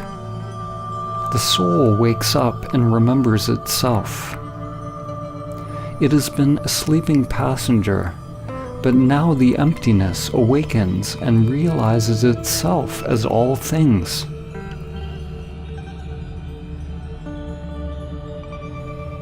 You can't imagine what samadhi is with the limited egoic mind, just as you can't describe to a blind person what color is. Your mind can't know, it can't manufacture it.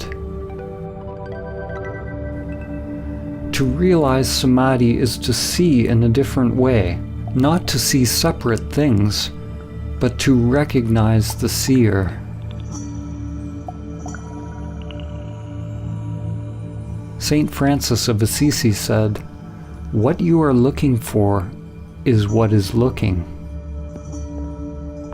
Once you have seen the moon, you can recognize it in every reflection.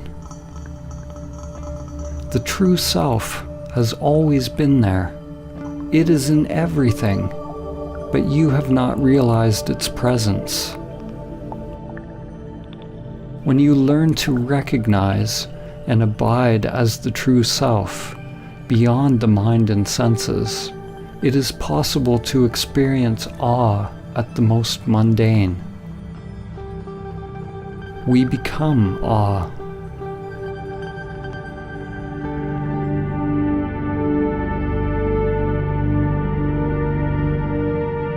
Do not try to be free of desires, because wanting to be free of desires is a desire.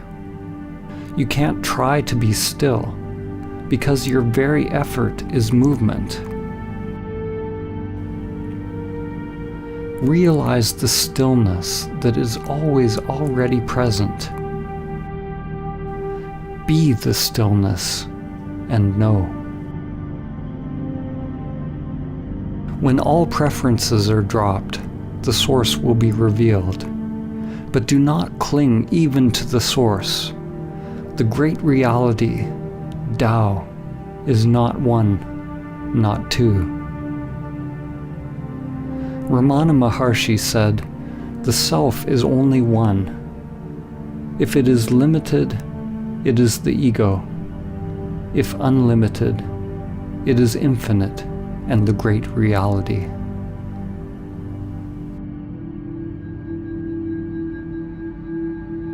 If you believe what is being said, you've missed it. If you disbelieve, you've also missed it.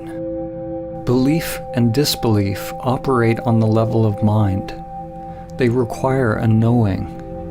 But if you enter into your own investigation, examining all of the aspects of your own being, finding out who is doing the investigating, if you're willing to live by the principle, "Not my will, but higher will be done," if you're willing to travel beyond all knowing, then you may realize what I've attempted to point towards.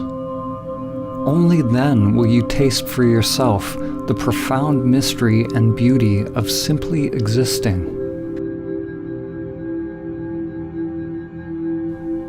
There is another possibility for life. There is something sacred, unfathomable, that can be discovered in the still depths of your being, beyond concepts, beyond dogmas, beyond conditioned activity and all preferences. It is not acquired by techniques, rituals, or practices. There is no how to get it. There's no system. There's no way to the way.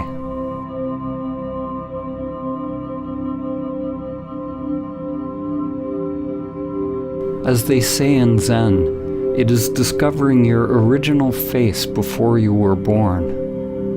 It is not about adding more to yourself. It is becoming a light unto oneself, a light that dispels the illusion of the self. Life will always remain unfulfilled, and the heart will always remain restless until it comes to rest in that mystery beyond name and form.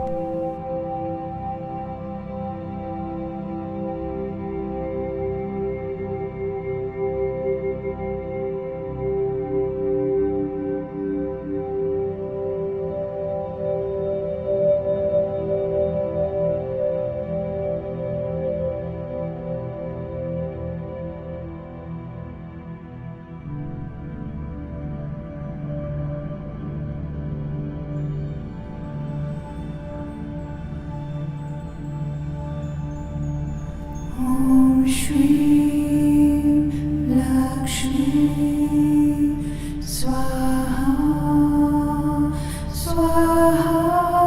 Om Shri Lakshmi Swaha.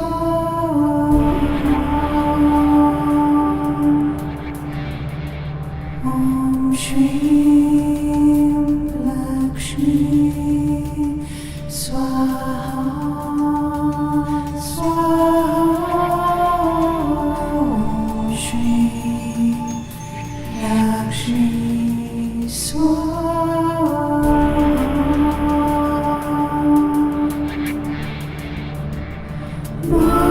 Mata Lakshmi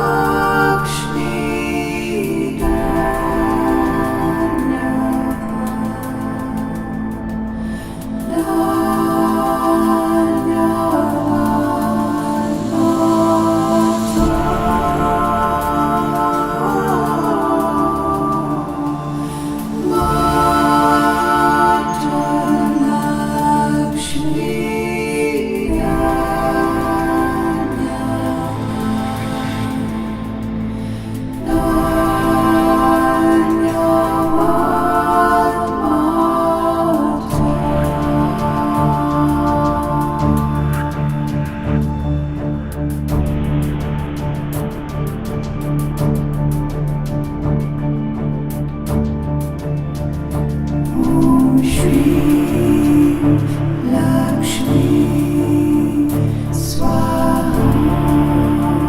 Swaha. Om Shri Lakshmi Swaha.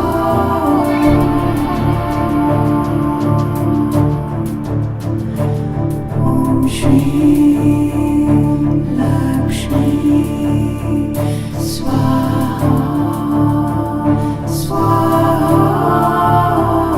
Om Shri Lakshmi Swaha.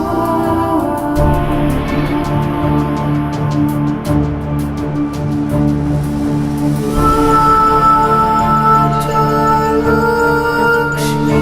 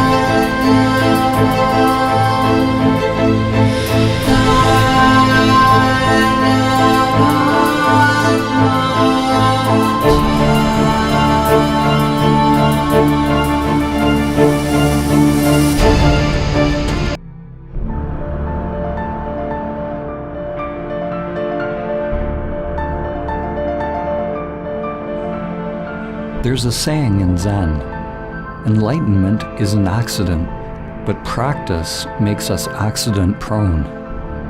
In this film, we will examine the mechanisms by which one becomes accident-prone.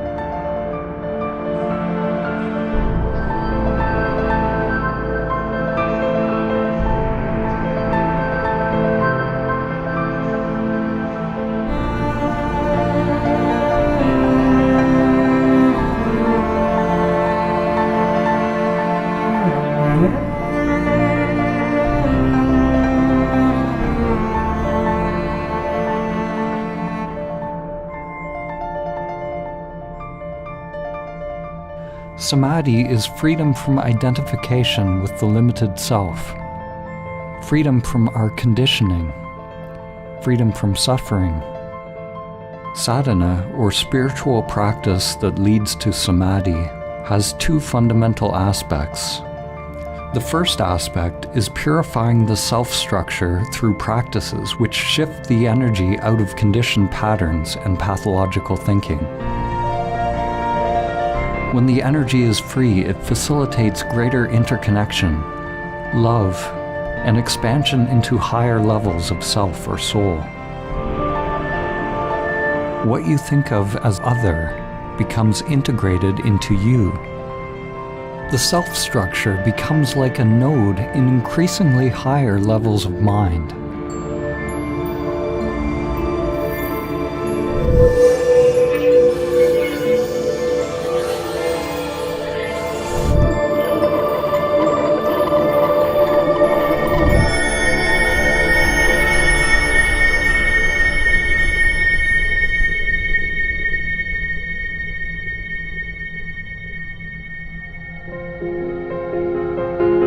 The paradox is that any practices we use to become free of the unconscious conditioning are themselves conditioned. At a point, all techniques, all concepts, and all doing, all attempts to realize Samadhi have to be let go of. A meditator cannot awaken. A self-structure cannot awaken. It can only give up egoic control, reactions, and preferences, which lays the groundwork and inner rewiring for staying awake on the gross, subtle, and causal levels.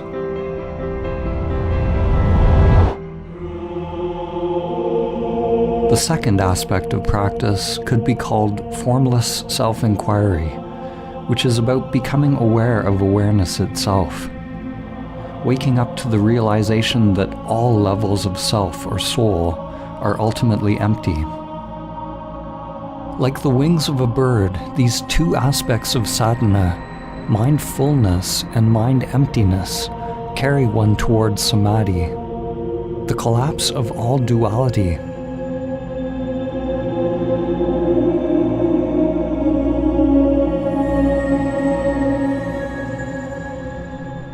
The path is you, and every obstacle on the path is you. The path to Samadhi is not the sort of path where you put one foot in front of another to get to some destination. The path is a stripping away of illusion, a waking up to exactly where and what one is. And